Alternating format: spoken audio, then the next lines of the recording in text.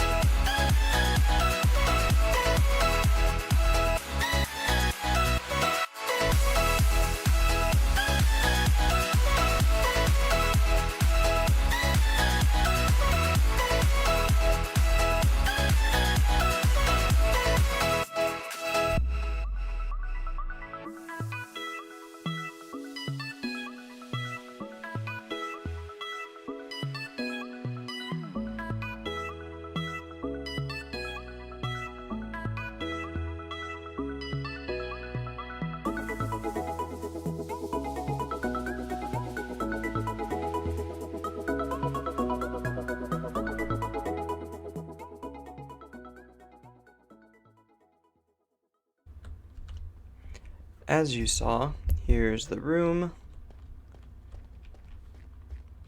It's not my favorite design, but it serves its purpose and makes sense.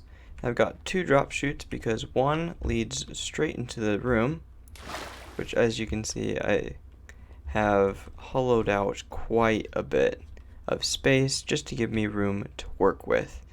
And the reason that there's two is because the other one, and I was going to put in a water channel, decided not to because you can make it up with one trident. The other one leads down into a cave that I found and want to get some of the ores from because I'm collecting all the ores. And then it's just open on the side so I could drop in if I wanted to. It's also got a water platform here so I could jump into the caves if I wanted. So there are three different ways that you can break these. One is with Silk Touch, and then you'll get the crystal itself. Another is with Fortune, in which you'll get quite a few more. So I got 16. Maybe that's not right. I'll try another one. So now I have 16. Yeah, so you get about 4 per time. 16 would have been crazy. But another way is to push it with a piston, and I'm at 20. I got 2. So it's not the worst, but it could be nearly doubled with Fortune. But you can't Fortune AFK. So I'm gonna try and build. I'm not sure if I want to set up pistons around each of the blocks or if I want like 3 flying machines going through. I'll go ahead and set up all the slime to see what it would look like to like send a wave across.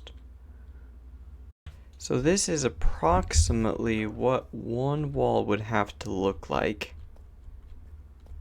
Just the only rule we followed is you can't push into a bud and cover as much of the shards as you can.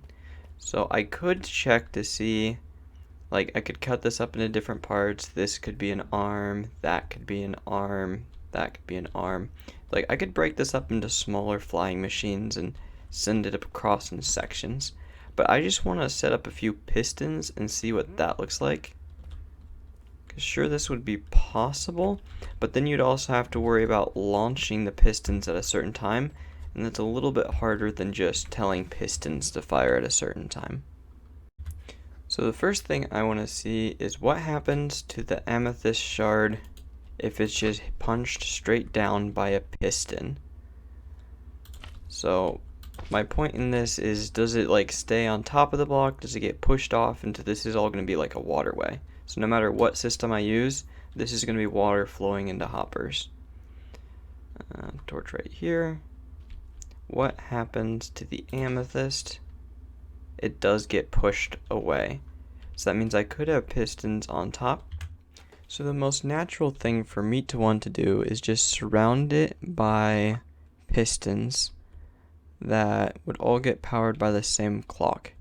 The problem with this is you have to connect all the pistons to a power source somewhere. So if we just throw in imaginary lines like this, so now all these pistons could be powered by the same thing, not just created a bunch of blocks that the amethyst could get stuck on.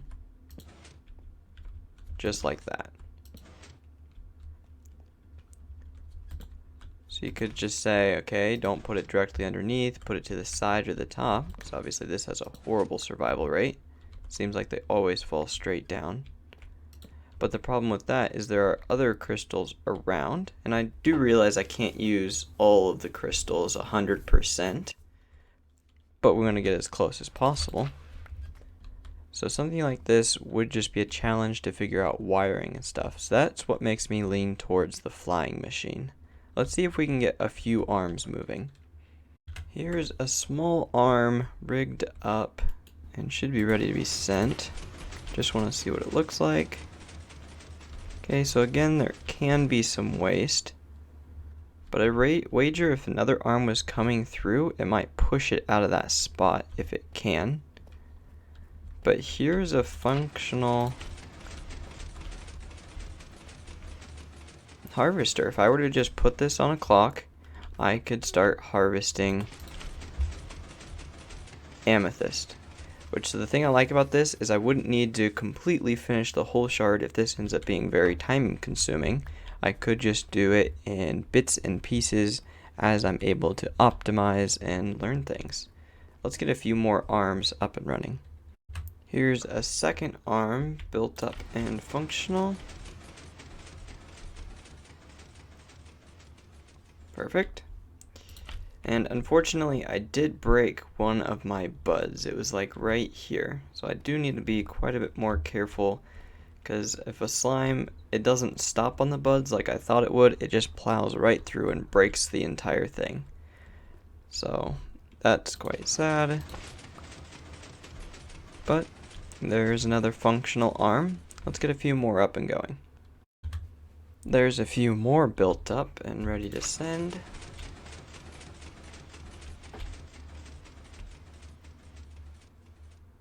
Very good.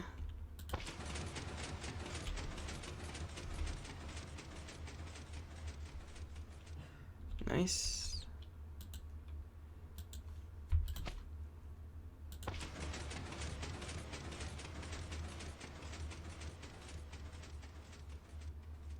Excellent. Now just maybe 3 more, then we can work on some like clocks and lines to actually get them sent back and forth when they need to go. Made lots of progress. I might have broken 1 or 2 in the process, but I couldn't tell you where. But here's what I've got so far. I've got all the pistons in their place. So all I have to do is place this torch. And all the flying machines spaz out for reasons. But they all went across successfully. There's none left on this side. So I just had pistons punch all of the observers. These are all unique flying machines. They're really, yeah. And then I've got all of that also done on this side. So this will be where the power input's at. So now all I have to do is like look up what I need for a clock, how long this should ideally run for. In theory, if I wanted to be more optimal, I'd have another flying machine running in this direction. The only problem with that is effort. I would have to dig these walls out a little bit more, dig these walls out a little bit more. That way this wouldn't be resting in the way. I would have to move both these walls back as well. I'd have to move the dropper over a little bit, which would throw off where the room is situated at the moment. And yeah, that's all the work I'd have to do, but I don't think that's quite worth it. I do kind of like having some just that's always going to be grown. That way if I ever do need a lot, I just come down here and use fortune on them. Like so. So just that got me over a stack. That's crazy. So I'll look up clocks, see how long this needs to run for, build those up, show you what I did. So I thought I was just gonna build up an etho clock or two and then be on my way. I was gonna put one on this side and one on that side. But then I realized that, let's turn this on. A block goes through every 0.8 seconds. That means that even if I filled this up with 5 stacks of blocks, that's 320 blocks, it would only last for 256 seconds, or 4 minutes and 16 seconds. Now, the problem with that is I need a 3 to 4 hour clock. So how I'm going to overcome 4 minutes into 4 hours is multiplication. Let's go ahead and shut this off for now. So if you take a signal out of the hopper and then you build another etho clock running in with the computer running into the other hopper, thankfully these are really easy to build up.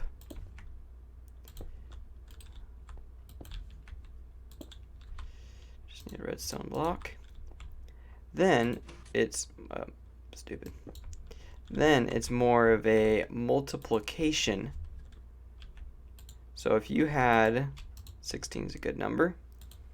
If you had 16 blocks in here, let's actually do some math real quick with the calculator. 16 times 0.8 is 12. Alright, so 13 brings us closest to 10 seconds. So if you have 13 blocks in here, it should move over every 10 seconds. Let's turn it on.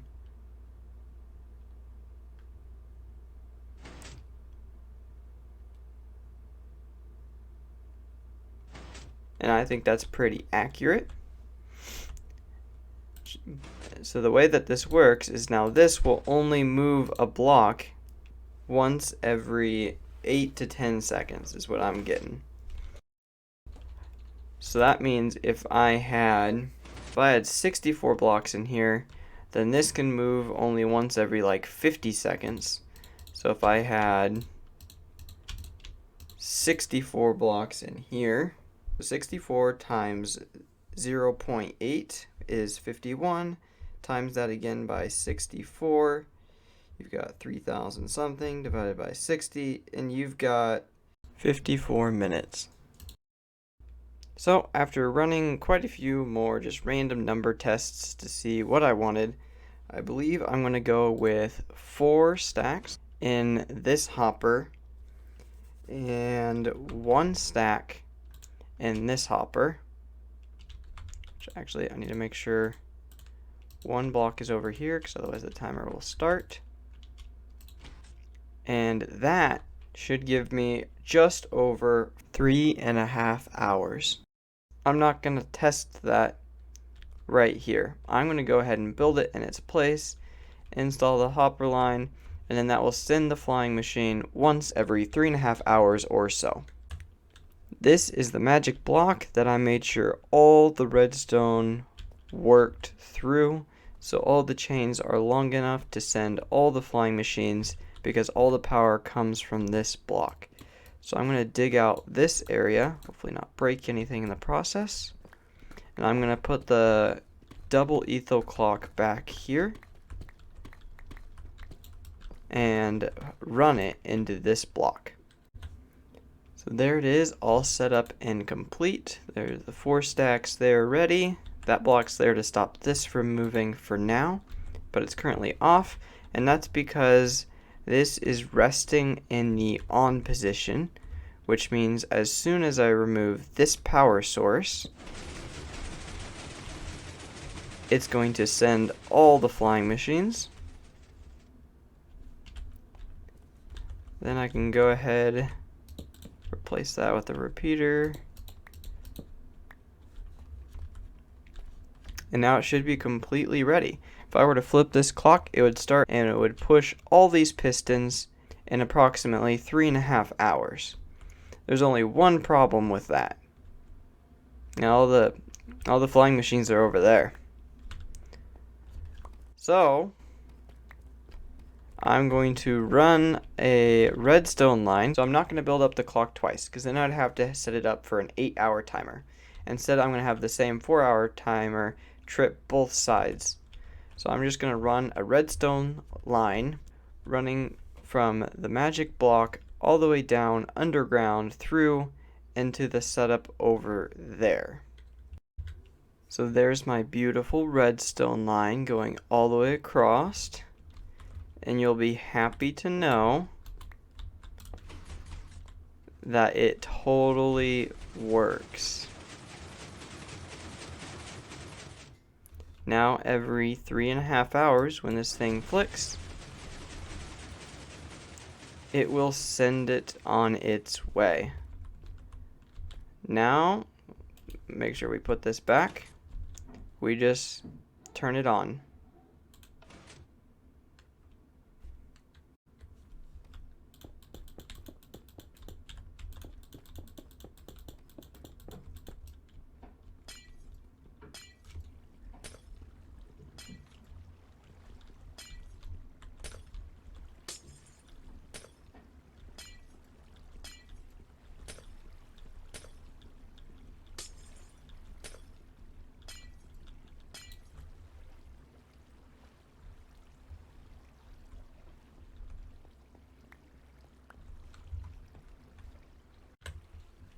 There we go. Now we've got the collection system all in place.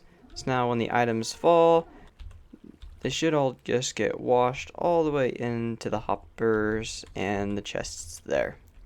Let's see what this looks like over 8 hours. It is morning, which means it's been about 8 hours. And that means that this is run, yep, this is about half. So it's only run 2.5 times. So let's see how many we got.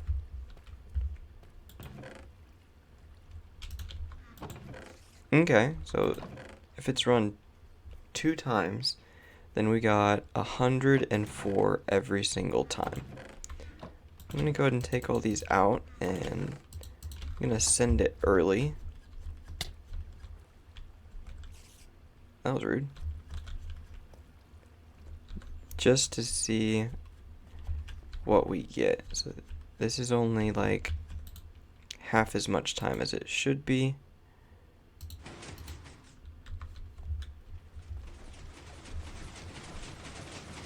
Plus I'll be able to see if there's anything wrong with the collection system. Looks like it's working pretty well.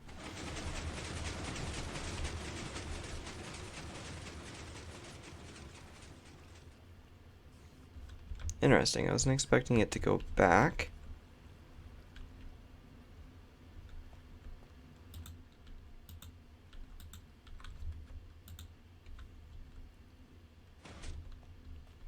Although it kind of makes sense because this does go back and forth, so it might create a quick pulse and then a quick pulse. So we do have some waste on these blocks here. That could be fixed by recessing them into the wall some. But that would mean I'd have to change all my redstone lines and stuff. Let's go ahead and just see how much we got from that run. 26, 26. So that's cool, like half the time, and we got half as much shards. Which means I think the time that we chose, like 3.5 hours, is a pretty good amount of time. I am curious though. Let's go ahead and dump all these. How much waste there is on these. Because if it's only like 10, then it's not worth recessing all of them. But if there's like 30,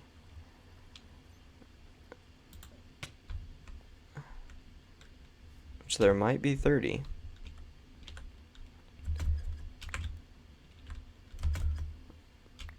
$22. Interesting. And of course, this isn't even close to fully utilizing the whole geode. If I really wanted maximum efficiency, I'd have another flying machine going from that wall to this wall. Because you can see there's quite a few on like these sides that I could, maybe. No, I think those would just be impossible because there's this one in the way. But something else to note about the, what was it? 104, is that is not a lot. Because if I just came in here with a fortune pickaxe, I could get 104 really quick.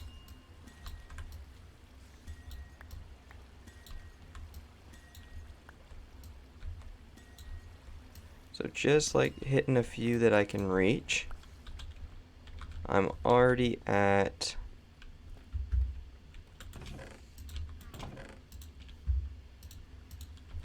just shy of 100. That took me like 30 seconds. There we go. Exactly 100. It took me about 30 seconds to do that. So no, this is not like extremely efficient, but here's the thing. This is directly underneath my main base, where I spend most of my time. I need to do these walls. So it's just right down there. So whenever I'm in my storage room, this farm is going to be running. Whenever I'm in my workroom, the farm will be running. Whenever I am in the furnace room, which, believe it or not, I do AFK in here sometimes, to whether it's cooking up dried kelp or just something, anything else that needs mass cooked. I wonder. Yeah, I just did that recently. So the farm will be running. So sure, I can get a lot more just picking them up by hand, but this is all going to be done without my assistance. So I'll be able to go down there and pick stuff up that I didn't work on. Well, anyways, thank you so much for watching. Please like, subscribe, and all the other YouTube things. See ya.